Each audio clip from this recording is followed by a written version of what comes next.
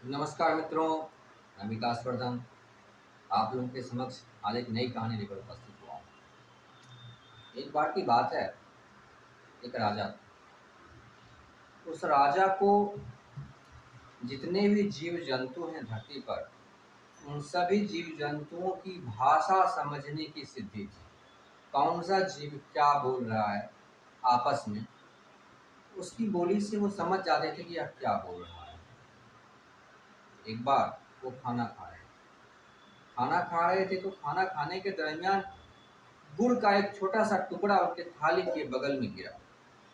तभी एक चींटी आई और थोड़ा सा गुड़ लेकर के आगे चली गई। रास्ते में मिली उसकी दूसरी चींटी, बोली कहाँ से गुड़ लाई हो?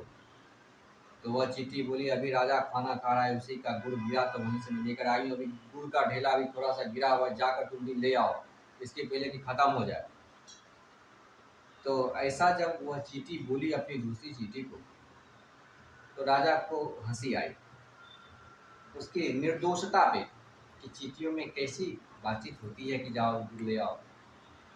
एक गुड़ का छोटा सा टुकड़ा इसके लिए कितना महत्व रखती है कि योजना बना रही है जाकर के गुड़ का टुकड़ा छोटा सा ले आओ। राजा तो बहुत बड़ा था, इसलिए क्या फर्क पड़ता है, खाना खा रहे छोटा सा टुकड़ा गुड़ का नीचे गिर गया, कोई बड़ी बात नहीं थी। इस पर राजा को थोड़ी सी हंसी आई। फिर वो खाने लगा, लेकिन उसकी जो रानी बगल में थी वो बोली क्यों हंसे, क्या बात हो गई? राजा अरे नहीं छोड़ो, कोई ऐसी बात, ऐसी किसी बात में हंसी? नहीं, कौन सी बात में हंसी आई, क्या बात है?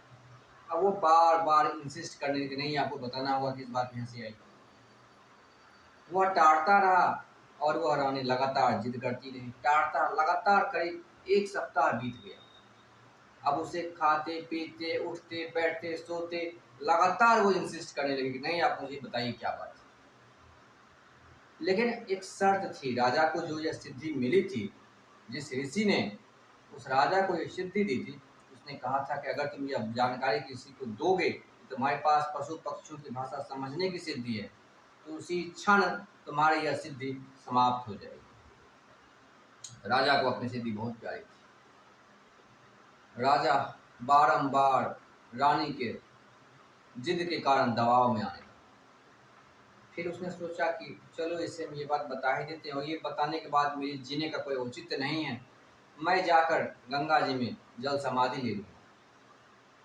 अगले दिन राजा सोकर उठा, बोला ठीक है चलो मेरे साथ गंगा किनारे, मैं तुम्हें बता दूँगा और मैं जल समाधि लूँगा। अब मुझे जीना नहीं, अगर मैंने तुम्हें ये बता दिया तो फिर मुझे जीऊँगा नहीं।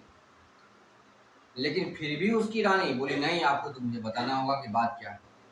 जबकि उसने कह दिया कि मैं नहीं जीऊँगा, यह बात बतलाने के बाद कि अगर मैं ये बतलाया तो हमारे साथ ये घटना हो जाएगी कि हमारी सिद्धि समाप्त हो जाएगी। फिर भी रानी जिद पर ही हुई थी।